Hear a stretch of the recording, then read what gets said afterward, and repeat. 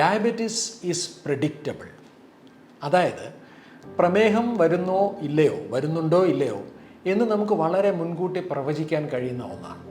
ഒരുപക്ഷെ ഞാനിത് പറയുമ്പോൾ നിങ്ങൾ ചിന്തിക്കുന്നത് നിലവിൽ നമ്മൾ പ്രമേഹം വരാൻ സാധ്യതയുണ്ടോ എന്ന് ചിന്തിക്കാൻ ഉള്ള ഒരു പ്രധാനപ്പെട്ട കാരണമായിട്ട് കരുതുന്നത് നമ്മുടെ കുടുംബത്തിൽ അച്ഛൻ്റെയോ അമ്മയുടെയോ കുടുംബത്തിൽ ആർക്കെങ്കിലും പ്രമേഹമുണ്ടോ എന്നുള്ളതാണ്. എനിക്ക് തോന്നുന്നത് കൂടുതൽ ആൾക്കാരും വിശ്വസിക്കുന്നത് ഈ ഒരു സ്റ്റേറ്റ്മെൻറ്റാണ്, diabetes is in my genes. എൻ്റെ കുടുംബത്തിൽ പലർക്കും പ്രമേഹം ഉണ്ടാവുകൊണ്ട് എനിക്കും പ്രമേഹം വരാൻ വിധിയുണ്ട്, ഞാൻ വിധിക്കപ്പെട്ടവനാണ്. But that's not absolutely true. പഠനങ്ങൾ പറയുന്നത് ഓഫ് കോഴ്സ് പ്രമേഹത്തിന് ജനിതകമായിട്ടുള്ള കുറച്ച് കാരണങ്ങളുണ്ട്. പക്ഷേ അതിൻ്റെ ഒരു മേജർ ഷെയർ, പ്രമേഹം വരാൻ സാധ്യതയുണ്ടോ എന്നുള്ള പ്രധാനപ്പെട്ടതിനകത്ത് മേജർ ഷെയർ നമ്മളുടെ ജീവിതശൈലിയാണ്. അതിനെ സാങ്കേതികമായിട്ട് വിളിക്കുന്നത് എൻവയറമെൻ്റ് എന്നാണ്. So genetics can load the gun, but environment triggers the gun. അപ്പോൾ ജീവിതശൈലിയാണ് അതിനെ ട്രിഗർ ചെയ്യുന്നത്. അതവിടെ നിൽക്കട്ടെ. നമ്മുടെ നാട്ടിൽ കൊടുങ്കാറ്റ് വരുന്നുണ്ടോ, ഭൂകമ്പം വരുന്നുണ്ടോ, ചുഴലിക്കാറ്റ് വരുന്നുണ്ടോ, ഇതൊക്കെ പ്രവചിക്കാൻ സംവിധാനങ്ങളുണ്ട്, ശാസ്ത്രീയമായ സംവിധാനങ്ങളുണ്ട്. എന്തുകൊണ്ട് പ്രമേഹം നമുക്ക് വരാൻ സാധ്യതയുണ്ടോ എന്ന് എന്തുകൊണ്ട് മുൻകൂട്ടി പ്രവചിക്കാൻ കഴിയുന്നില്ല? ഒരു സൂചന എന്തുകൊണ്ട് കിട്ടുന്നില്ല? എനിക്ക് ഓർമ്മയുള്ളൊരു മുദ്രാവാക്യമാണ്, നമ്മൾ പറയാറുണ്ട്, സൂചന സൂചന സൂചന മാത്രം.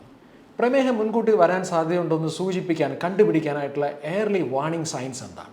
പലപ്പോഴും ഇപ്പം നിങ്ങൾ ചിന്തിക്കുന്നത് രക്തത്തിലെ പഞ്ചസാര പരിശോധിക്കുക, അല്ലെങ്കിൽ ബ്ലഡ് ഗ്ലൂക്കോസ് പരിശോധിക്കുക, A1C പരിശോധിക്കുക എന്നാണോ? അല്ല.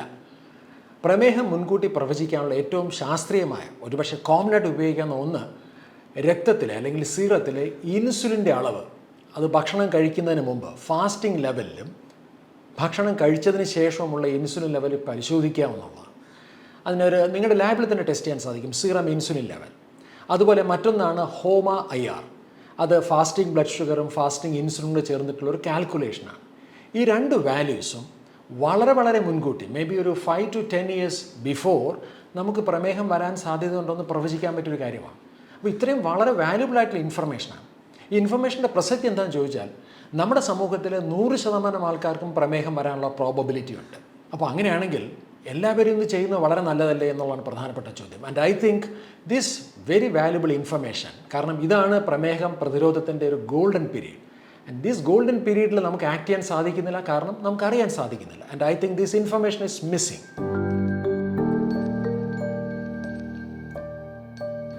രണ്ടാമത്തെ പോയിന്റ്, പ്രമേഹം എന്ന് പറയുന്നത് ഒരു സ്ലോ സീരിയൽ കില്ലർ ഡിസീസാണ്.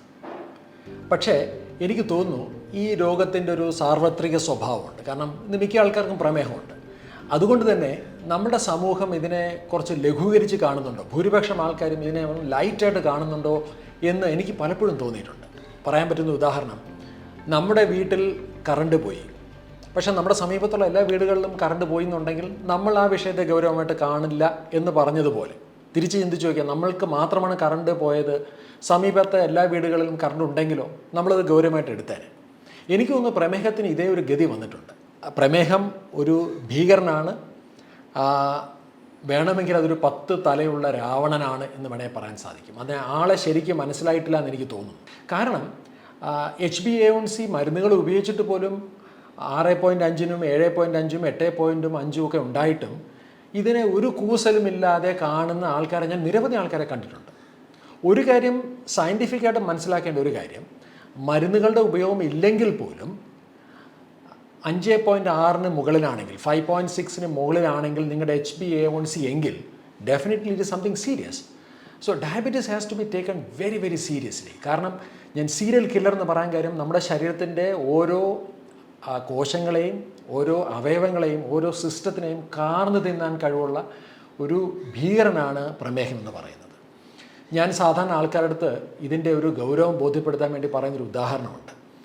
ഒരു തവളയെ പുഴുങ്ങുന്ന പോലെയാണ് ഒരു പ്രമേഹ രോഗി ഒരു വ്യക്തിയുടെ ജീവിതത്തെ കീഴ്പ്പെടുത്തുന്നത്.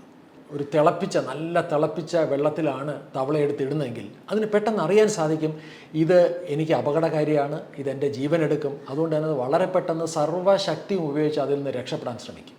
പക്ഷേ നല്ല തണുത്ത ജലത്തിലാണ് തവള ഇടുന്നതിന് ശേഷം സാവധാനത്തിലാണ് അതിൻ്റെ ചൂട് വർദ്ധിപ്പിക്കുന്നതെങ്കിൽ, തിളപ്പിക്കുന്നതെങ്കിൽ തവള പോലും അറിയാതെ തവളയെ പുഴുങ്ങിയെടുക്കാൻ സാധിക്കും.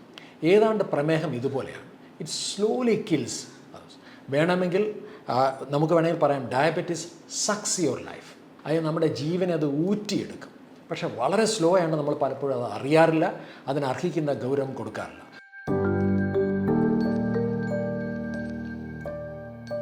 മൂന്നാമത്തത് വളരെ എക്സൈറ്റിംഗ് ആയിട്ടുള്ള ന്യൂസാണ്. ആ ന്യൂസ് ഇതാണ്: ഡയബറ്റീസ് ഈസ് ഇറിവേഴ്സിബിൾ. ഇന്ന് നമ്മുടെ നാട്ടിൽ കാണുന്ന നല്ലൊരു ശതമാനം, more than 80% of the diabetic conditions R reversible.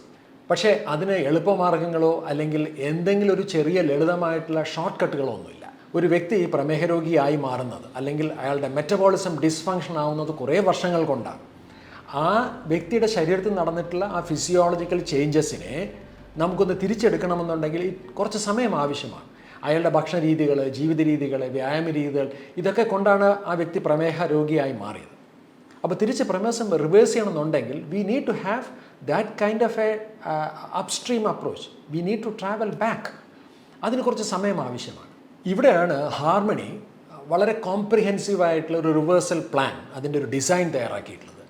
അതിനെ ഒരു ട്രയാങ്കുലർ പിരമിഡ് ഫോർമാറ്റിലാണ് നമ്മൾ പ്രസൻറ്റ് ചെയ്തിട്ടുള്ളത്. 4 പ്രധാനപ്പെട്ട ഫാക്ടേഴ്സാണുള്ളത്. 1 ന്യൂട്രീഷൻ, 2 മസിൽ, 3 മൈൻഡ്, 4 സ്ലീപ്പ്. ഈ 4 കണ്ടീഷൻസും ഒരു വ്യക്തിയെ അധിഷ്ഠിതമായിട്ട് നമ്മൾ ഇൻ്റഗ്രേറ്റ് ചെയ്യണമെങ്കിൽ ഡയബറ്റീസ് ഈസ് റിവേഴ്സിബിൾ. ഇതൊരു വളരെ എക്സൈറ്റിംഗ് ആയിട്ടുള്ള ന്യൂസാണ്. എനിക്ക് പലപ്പോഴും തോന്നാറുണ്ട്, നിലവിലത്തെ നമ്മളുടെ പ്രമേഹ ചികിത്സ നോക്കിക്കഴിഞ്ഞാൽ it is too much of dependent on hypoglycaemic drugs and insulin. രക്തത്തിൽ ഗ്ലൂക്കോസിൻ്റെ അളവിനെ കുറയ്ക്കുന്ന മരുന്നുകളും അതുപോലെ തന്നെ ഇൻസുലിൻ്റെയും ഒരു പരിധിവരെ അമിതമായ ആശ്രയത്വം നമ്മളെ സംബന്ധിച്ചുണ്ട്. ഒന്ന് ആലോചിച്ച് നോക്കിയാൽ, ഒരു പക്ഷേ ഇൻസുലിൻ ഇല്ലായിരുന്നുവെങ്കിൽ നിങ്ങൾ എന്ത് ചെയ്യുമായിരുന്നു? അല്ലെങ്കിൽ രക്തത്തിൽ ഗ്ലൂക്കോസിൻ്റെ അളവിനെ കുറയ്ക്കാനായിട്ടുള്ള മരുന്നുകൾ ഇല്ലായിരുന്നെങ്കിൽ എന്ത് ചെയ്യുമായിരുന്നു? ഇതൊരു സാങ്കല്പികമായ ചോദ്യമാണ്, പക്ഷേ ഇവിടെ പ്രസക്തമാണ്. അതിൻ്റെ പ്രധാനപ്പെട്ട കാരണം, ഒരുപക്ഷെ അത് അവൈലബിൾ അല്ലായിരുന്നു എന്നുണ്ടെങ്കിൽ തീർച്ചയായിട്ടും ഞാനീ പറഞ്ഞ നിങ്ങളുടെ ഭക്ഷണ രീതികളും വ്യായാമ രീതികളും പേശികളും ഉറക്കവും നിങ്ങളുടെ മാനസിക ആരോഗ്യത്തിൽ വർക്ക് ചെയ്യാൻ നിർബന്ധിതനായേനെ. ഞങ്ങൾ പലപ്പോഴും ഞങ്ങൾക്ക് എക്സ്പീരിയൻസ് ഉണ്ടായിട്ടുണ്ട്. ഹാർമണിയിൽ വരുന്ന പല ക്ലയൻസിനും ഇത്തരമൊരു ഡയബറ്റീസ് റിവേഴ്സലിൻ്റെ സയൻസ് അവരെ കമ്മ്യൂണിക്കേറ്റ് ചെയ്ത് അവരെ സപ്പോർട്ട് ചെയ്യുന്ന സമയത്ത് അവരുടെ ഹൈപ്പോഗ്ലൈസിമിക് ഡ്രഗ്സുകളും അതുപോലെ ഇൻസുലിൻ്റെയും ഡിപ്പെൻഡൻസി കുറയുന്ന കാണാറുണ്ട്.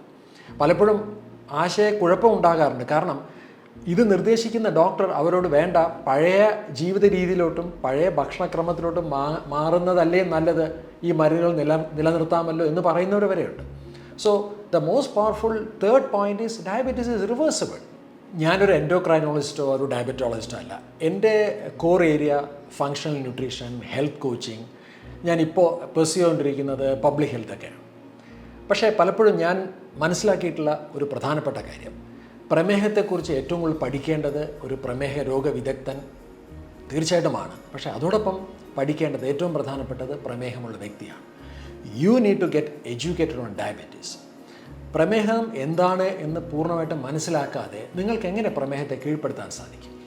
ഹാർമണിയിൽ ഞങ്ങൾ ചെയ്തത് ഇത്തരത്തിൽ ഒരു പ്രോപ്പറായിട്ടുള്ള ഒരു സയൻറ്റിഫിക് ആയിട്ടുള്ള ഒരു എഡ്യൂക്കേഷൻ കൊടുക്കുക എന്നുള്ളതാണ്. And this education can convince your logic.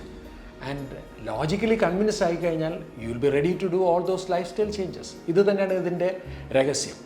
ഇത്തരം പ്രിൻസിപ്പിൾസ് ഉപയോഗിച്ചുകൊണ്ട് ഡയബറ്റീസിനെ റിവേഴ്സ് ചെയ്യുക, അല്ലെങ്കിൽ ഡയബറ്റീസിനെ പ്രിവെൻറ്റ് ചെയ്യുക, അല്ലെങ്കിൽ ഡയബറ്റീസിനെ മുൻകൂട്ടി അറിയാൻ സാധിക്കുന്ന നിരവധി ആൾക്കാരെ എനിക്കറിയാം.